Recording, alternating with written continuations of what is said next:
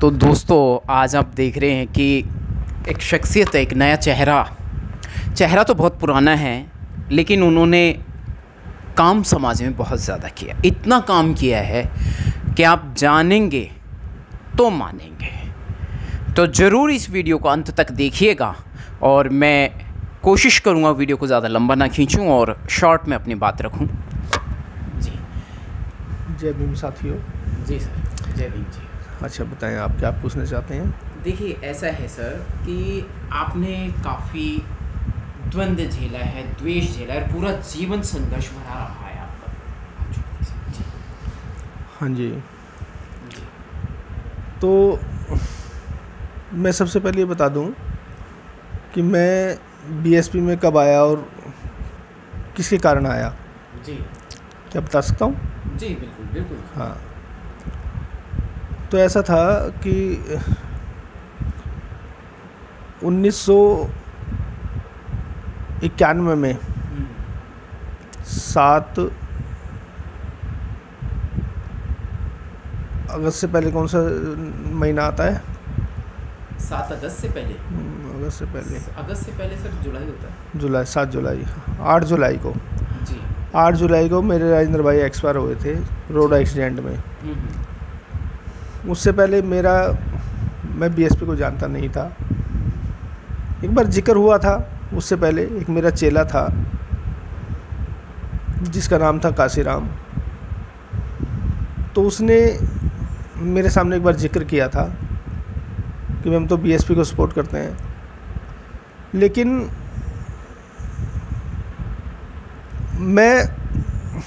मैंने उन बातों को इतने गहराई से नहीं लिया क्योंकि मेरी फील्ड ही नहीं थी। मेरी फील्ड तो दूसरी थी। मैं आर्टिस्ट था, रंगमंच का भी और रंगों का भी। आप आर्टिस्ट रह चुके हैं जी। हाँ, तो रंगमंच का भी और रंगों का भी आर्टिस्ट, तो इसलिए मेरा उस तरफ ध्यान ही नहीं था।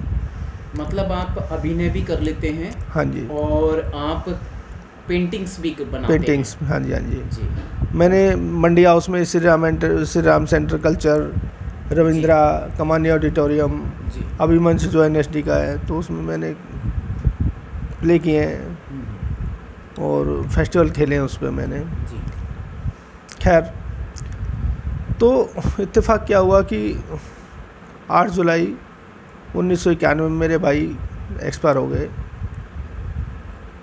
जिससे मैं बिल्कुल टूट गया। जी और उसके बाद जैसे मेरा जीवन बिल्कुल नीरस हो गया। जी जैसे आज मैं देख रहा हूँ भाई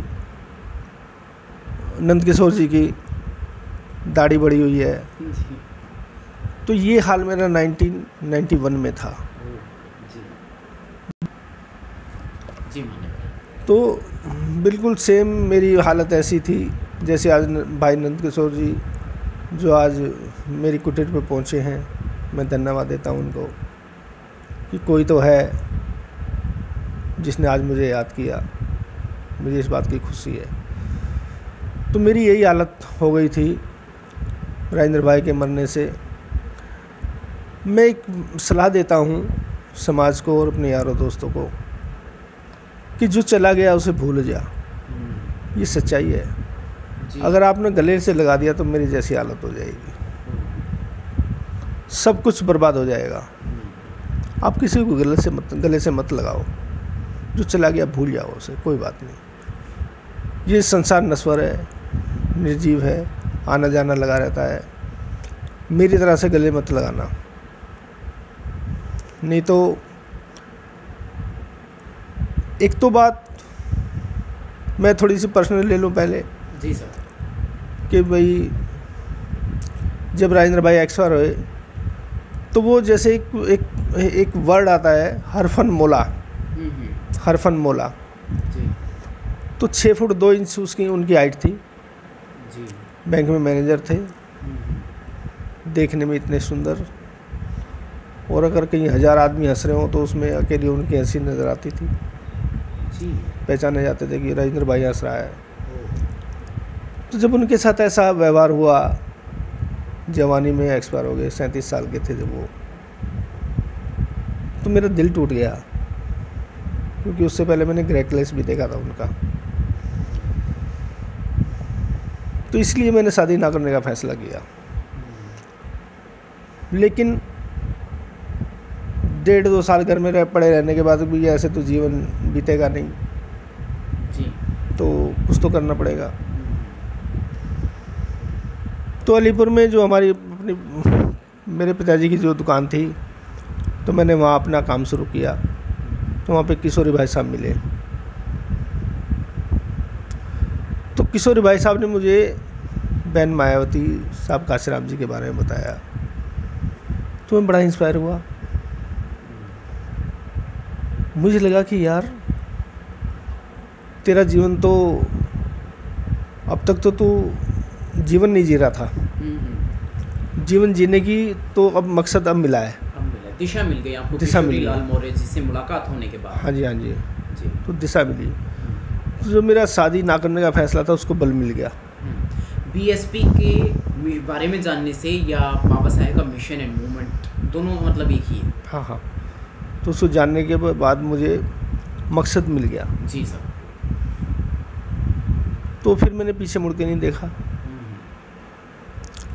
मैं भूल गया फिर जी। जो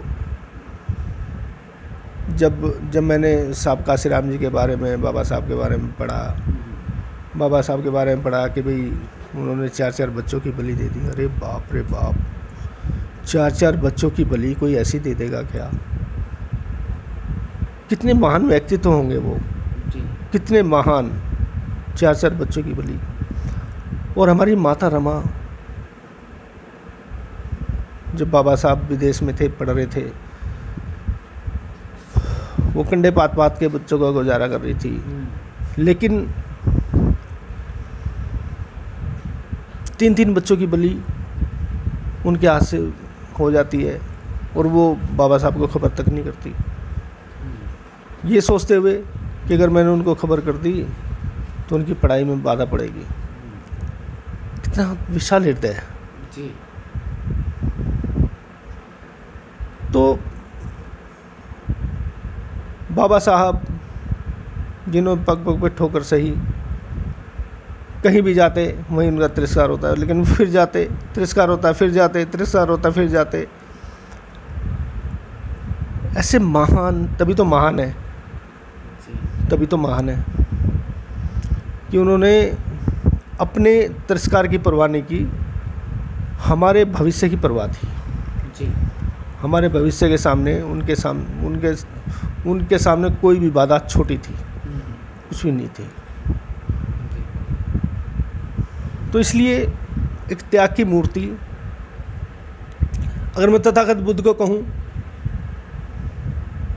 थोड़ा बोल सकता हूँ ना इस बारे में? जी जी, बोलिए सर। तथागत बुद्ध को कहूँ और बाबा साहब को कहूँ और काशीराम जी को कहूँ, तो ये तीनों ही त्याग की मूर्ति थी। इस बीच में और भी बहुत सारे हमारे संत महापुरुष हैं जी। लेकिन जो हाईलाइट हुए 3 हुए, जिन्होंने बच्चों की परवाह नहीं की, जिन्होंने अपने राजपाट की परवाह नहीं की, जिन्होंने अपनी नौकरी और समाज की परवाह नहीं की। अब जैसे अगर मैं बात करूं तथागत बुद्ध की, जी। तो बुद्ध ने राजपाट छोड़ दिया। उन्होंने राजपाट छोड़ दिया, उनके लिए आसान था। क्यों? क्योंकि उन्होंने उसको भोग लिया था, राजपाट का सुख उन्होंने भोग लिया। तो जो आदमी जिस वस्तु का भोग कर लेगा उसको छोड़ सकता है, उसके लिए आसान है। लेकिन अगर मैं बात करूं बाबा साहब की, बाबा साहब चाहते तो इस दुनिया में कोई ऐसा पद नहीं जिस पे वो काम नहीं कर सकते थे, लेकिन उन्होंने सब कुछ त्याग दिया हमारे लिए। तो उनका त्याग बड़ा या तथागत बुद्ध का? तथागत बुद्ध ने तो सब कुछ भोग लिया था, लेकिन बाबा साहब ने तो सुख भोगा नहीं। उन्होंने सुख भोगा नहीं फिर भी त्याग दिया। जी, बाबा साहेब जी। ये देखो ना, उन्होंने सुख भोगा नहीं और फिर भी त्याग दिया। बच्चे 4-4 बच्चों की बलि दे दी गई। मनुवाद का इतना मतलब भारी उस समय समावेश था समाज में कि बच्चों की केयरिंग जो बच्चों को चाहिए थी उस समय उपलब्ध नहीं हो पाई और वो बच्चे कुर्बान हो गए। ये देखो ना, एक जो सबसे तुच्छ, जो सबसे छोटी, जो सबसे नीच बात हो सकती है कि एक जोड़ में पानी पीना, जी, इससे छोटा क्या हो सकता है? पानी प्रकृति की देन है ना? वो भी जो है मनुष्य को मनुष्य ही पानी नहीं पीने देना। इससे छोटी क्या सोच हो सकती है? जानवर उस जगह से पानी पी सकता है, किसी भी तरह का जानवर, लेकिन इंसान ही, उस क्षेत्र का रहने वाला इंसान उस जगह से पानी नहीं पी सकता। ये सोच के देखो कि हमारे पूर्वजों ने उसको भोगा है, उन्होंने भोगा है। अगर वहाँ पानी पी लिया है तो उनको कोड़ों से मार पड़ी है मरते दम तक। ये सोच के देखो, कलेजा मुंह को आता है। हम तो सिर्फ सोच रहे हैं, हम तो इमेज कर रहे हैं, और हमारे पूर्वजों ने तो भोगा है। और ऐसी ऐसी लड़ाई बताओ, झोड़ में पानी पीना, क्या यार, झोड़ में पानी पीने तक की भी लड़ाई बाबा साहब ने लड़ी, बताओ। इसलिए तो महान है बाबा साहब, इसलिए तो शख्सियत, यूनिक शख्सियत है वर्ल्ड में। तो अब ये देखो कि जब इन मनुवादियों को जोड़ में पानी पीना भी हमारा गंवारा नहीं है, तो और क्या गंवारा कर सकते हैं? जी, क्या वो हमें शिक्षित होता हुआ या सत्ता में आता हुआ देख सकते हैं कि आज हमारी बीएसपी दिल्ली में 7 लोकसभा सीटों से चुनाव लड़ने जा रही है, 6 के नाम घोषित हो चुके हैं, 7वां भी शायद होने की कगार पर है, बताएं। अब जो है ना, उत्तर प्रदेश में बहन जी ने 4 बार सरकार बनाई, बहुत अच्छा शासन रहा, तो 4 प्रदेश की सूरत बदल गई। 4 बार सरकार बनाई, अकॉर्डिंग आपके उत्तर प्रदेश की सूरत बदल गई। आप वहाँ से आपने पूछा क्या वो देखना चाहेंगे बहन जी को दोबारा से? मैं आपको बता रहा हूँ, आप किसी से पूछो, इवन जो एक पिरामिड है ना, पिरामिड हिंदुत्व का पिरामिड, मिस्र का नहीं, हिंदुत्व का पिरामिड, वैष्णव, क्षत्रिय, वैश्य, शूद्र, तो उनमें आप किसी में ज़्यादा जातियों पे नहीं जाऊंगा। अगर ज़्यादा जातियों पे जाऊंगा तो 6743 जातियां हैं, किसी का नाम लें तो बाबा साहब देखो कितने मान थे। 6743 जातियों को 4 वर्ण में वो एक तो SC ST OBC और माइनॉरिटीज़ में वो कर दिया, जनरल ST ST OBC और माइनॉरिटीज़, 6743 जातियों को उनमें समेट के रख दिया जी। ठीक है। आप उत्तर प्रदेश में किसी से पूछो कि बहन जी का शासन कैसा था, सही बात, जो दुश्मन से दुश्मन होगा ना, जो बिल्कुल जो एक सेकंड भी देखना नहीं चाहेगा हम लोगों को, वो भी ये कहेगा कि बहन जी जैसा शासन आज तक किसी ने नहीं किया है। सही बात है। तो उससे इतिहास में एक बहुत बड़ा नाम है, बहुत बड़ा काम है। हाँ जी, लेकिन उससे अगला सवाल ये करो जी साहब, क्या आप बहन जी को वोट देना चाहेंगे?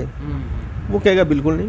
कारण जाति व्यवस्था, यही तो जाति व्यवस्था ही तो कारण है। जैसे अभी हम पानी की बात करते, पानी नसीब नहीं होने दे रहे तो सत्ता क्यों नसीब होने देंगे? सत्ता में क्यों देखना चाहेंगे? चलो सत्ता में नहीं देखेंगे, लोक कल्याण के लिए, राष्ट्र हित के लिए, समाज कल्याण की दृष्टि से तो सत्ता में आने दे सकते हैं, लेकिन नहीं।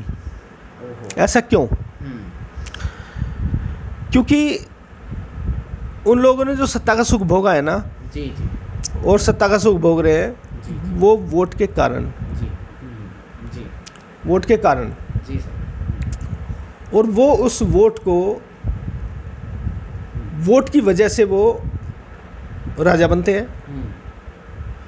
तो इतनी कीमती चीज़ को वोट हमें वोट कैसे दे देंगे? जी, अच्छा काम किया, कोई डाउट नहीं, लेकिन समाज सर आपका बड़ा है, संख्या बल आपके पास है, संख्या बल हमारे पास है। SC ST OBC माइनॉरिटीज, मैं एक वोट बात बैंक बताऊं, है, वोट की चोट दे सकता है विपक्ष को और अपने को राजा बना सकता है। बना सकता है, लेकिन मैं बताता हूँ, एक होता है, मैं कई कई जगह कहता हूँ इस बात को, एक होता है क्रिएटर, एक होता है फॉलोअर। क्या बात है सर। तो आप जो भी रेवोल्यूशन देखते हैं समाज के अंदर, तो क्रिएटर और फॉलोअर के बीच में होता है वो। तो जो अभी देखो, जब वो एक लेडी थी जिसके साथ रेप हुआ था, वो कैंडल जलाए गए थे उसको, उसमें निर्भया निर्भया निर्भया निर्भया निर्भया, वो मैंने सुना है कि पंडितानी थी। तो पंडितानी थी, तो उसके साथ जब ऐसा हुआ तो पूरा देश में हाहाकार मच गया। ऐसा क्यों हुआ? क्योंकि वो क्रिएटर हैं। जब उनकी बेटी के साथ हुआ तो उन्हें दुख हुआ और उन्होंने उसको क्रिएशन किया कि भाई इसके साथ ऐसा ऐसा होना चाहिए। तो पूरे एनकाउंटर हुआ था और सारे एनकाउंटर भी वो भी है ना, ऐसा नहीं है कि जायज़ अपराधियों के ही हो गए थे। हाँ जी। तो पूरे देश में हाहाकार मचा और पूरे देश की जनता उनके साथ हो गई। लेकिन ये जनता, वो डॉक्टर हैदराबाद वाला केस था क्या, जो उसी की बात कर रहे हैं? निर्भया कांड जो बस में जो, हाँ जी। तो लेकिन जब दलित शूद्र समाज की किसी लड़की के साथ ऐसा होता है तब नहीं होता, क्योंकि हमारा समाज जो है, हमारा समाज अपनी समस्या को लेकर के भी वो सड़कों पे नहीं उतरता। वो सड़कों पे उतरता है तब जब पंडितों के साथ कुछ होता है। तो पंडित जब सड़कों पे उतरे तो हमारा समाज उनके पीछे उतर लेता है। लेकिन हमारे समाज के साथ, हमारे समाज की लड़कियों के साथ अगर कुछ होता है तो हमारा समाज नहीं उतरता, क्योंकि हम लोग फॉलोवर हैं, हम लोग क्रिएटर नहीं हैं जी। तो हम लोग पंडितों के पीछे चलने वाले लोग हैं। हम फॉलोअर हैं, भक्त हैं, हम भक्त हैं, हम अंधभक्त, हम बनाने वाले नहीं हैं, अंधभक्त हैं हम। अंधभक्त, बिल्कुल ठीक कहा आपने। तो हम अपने समाज को अंधभक्त की संज्ञा दे दें कि अंधभक्त है, पिछलग्गू है, पूंछ बन के चलने की आदत है। बिल्कुल, राजा बन के चलने की आदत नहीं है, नहीं है, मालिक नहीं बनना चाहता, बिल्कुल नहीं बनना चाहता, गुलाम था, गुलाम ही रहना चाहता है। बिल्कुल। अभी देखो, जिससे भी पूछे भाई केजरीवाल, इसको काट देना, जी। हाँ इसको काट